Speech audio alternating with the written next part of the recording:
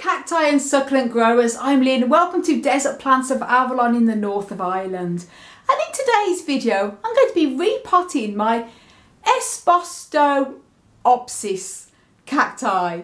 Two of them that I got from my wonderful friend Danny.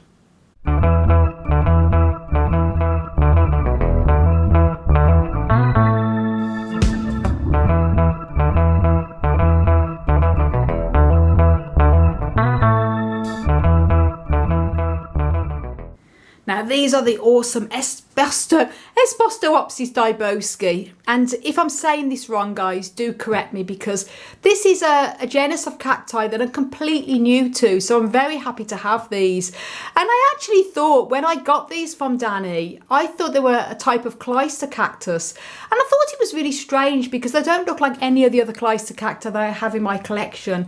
And I was googling online trying to find what type of clyster cactus this was, and I was completely wrong. And it was actually a gentleman called Rowan Smith who actually contacted me and said, Lynn, just to let you know, they're not clyster cactus, they're actually Espostoopsis dybowskii. And he actually commented on the video where I did the unboxing of these Espostoopsis cacti, and the unboxing was one that Danny had actually very kindly, generously gifted me and Hans the most incredible amount of cacti plants. I think it was during the late summer, and I did an unboxing video at the time. And if you want to see an amazing, huge, humongous, massive unboxing video of cactus plants from the wonderful Danny, then you must check that video out if you haven't watched it already. And I'll link that video up above, and it will be, do watch that video after this one, because you'll be amazed at the amount of cactus plants that Danny very kindly, generously gifted me and Hans. And Danny is an incredible guy, and he's a wonderful friend. He's the most kindest, warmest, loving, wonderful friend we could ever wish for. And I'm just going to show a picture of Danny now here and that's his beautiful dog Nancy. And as I say, Danny's a wonderful friend. So the most kindest man. So thank you, Danny. And I'm pleased that we've actually got a proper ID on these. Now, because Espostoopsis is a genus of cacti I've never grown before, I'm just going to talk a little bit about these cacti. Normally when I'm doing my repotting videos, I always like to share care tips and information about the cactus or succulent I'm repotting based on my own experience growing the plants. However, this is totally new to me, so I can't base it on my own experience. This is only just from checking up on this particular type of cactus. Now, it's a single species that is only from Brazil. So there's no other, it's not related to clyster cactus or esposto, so it might be loosely along the way, but it is its own single species of a genus. And they can grow up to about 13 feet high, and they branch from the base. So it's not one that's going to grow here. The branch is purely from the base. And mature plants form cephaliums, which means they produce the sort of woolliness as they mature. Probably would need to be at least probably 3 to 4 feet in height, I'd imagine, before they form a cephalium. And that's where the flowers come out of. So it's going to be probably a long time before I see the flowers form on this one. And obviously cephalium, it would be like a night blooming cactus that has tubular flowers. And I would say the care again is these type of cacti can take plenty of sun, and they produce this woolly hair to protect them from the harsh sun in their natural habitats. So obviously I'm in Ireland, so we never get desert type of sun anyway, so it's fine for me to have this in a sunny greenhouse. But obviously it depends where you live. If you live in the desert and it's very sunny, then because these probably could take a little bit more shade, obviously. So that's as much as I can tell you about this cactus at the moment, because it's completely new to it. Maybe I'll do a care video on it if I'm successful with it in the future. Now, I already potted these up when I first got them from Danny, but the pots I potted them up in were too small. I literally just put them in there to get them through the winter. From what I've heard, it's not as cold hardy as clyster cacti, so I'm glad I kept this inside in the grow room for the winter. So it's one I'm going to bring in probably every year to be on the safe side. If you're growers out there and you're more familiar with growing Espostoopsis, let me know in the comments down below if it is a very cold hardy one or not. Can't seem to get any information online about it, so I always think if I don't know, best to be safe and overwinter it indoors. But because I wasn't going to be watering this anyway for winter, I just potted them up in these not so ideal sized pots just to get them through the winter, and I've kept them dry all through the winter anyway, no problem.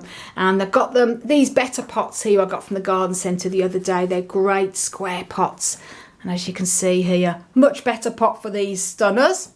And I've made up a soil mix of 3 equal parts of a loam-based soil, John Innes number 2, mixed with pumice and grit. And that's very well draining, which these cactus plants definitely need a well draining soil.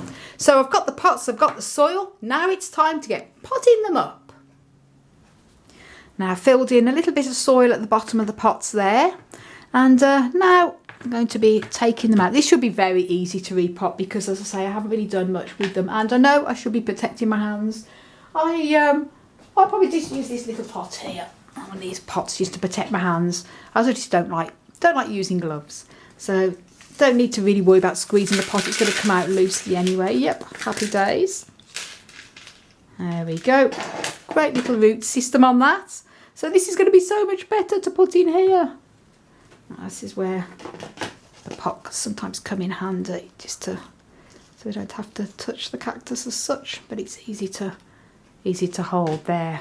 So great. Now I'm just going to turn that down so you can see a little bit better. That's that. And see if it stands up on its own. No.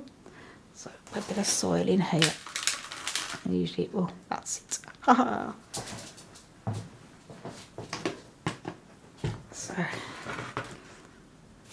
And then I like to put the soil down the sides. And I haven't watered these, as I mentioned, since I've had them. And repotting these now, they needed a slightly bigger pot. And I'm going to be leaving these dry now in the grow room here until April time. And that's when I'm going to be bringing all the plants that I have here in my office and grow room. I bring them all out then into the polytunnel, our main polytunnel. And that's where they'll all be for the spring and summer months, depending on the weather. Obviously sometimes April can be a bit cold. Last year I wasn't able to bring the plants out in my grow room and office until nearly June. I think it was May, because we had such a cold spring last year. So that's the first one done. Just a gentle tap. And even when I'm repotting cacti in the middle of summer, I always like to leave it at least 10 days to 2 weeks before I water again. And this gives the chance for any roots that have been disturbed just to settle into the pot. And it's perfect that I'm doing this now, because when it gets to the watering in the April time, they've had time to settle. And Espostoopsis dybowskii. And as I mentioned, if I'm saying the name wrong, guys, do let me know in the comments down below. Also, if you have this cactus and you've got experience of growing it, then also do let me know in the comments down below, because as I say, this is a new one for me. Very easy. And because this has been kept totally dry, this is grit and loam, I can reuse that because it's clean. So I don't like to waste things if it's all pretty good afterwards, I should say. There we go. And the same again. So happy days. That's them little cuties all potted up. So thanks so much for watching, everybody, and thank you all for your incredible support. Do leave a comment down below, because every comment really does help the algorithm. And thank you so much, Danny, again for these gorgeous Espostoopsis cacti. And I want to wish you all a fantastic cactus-powered day.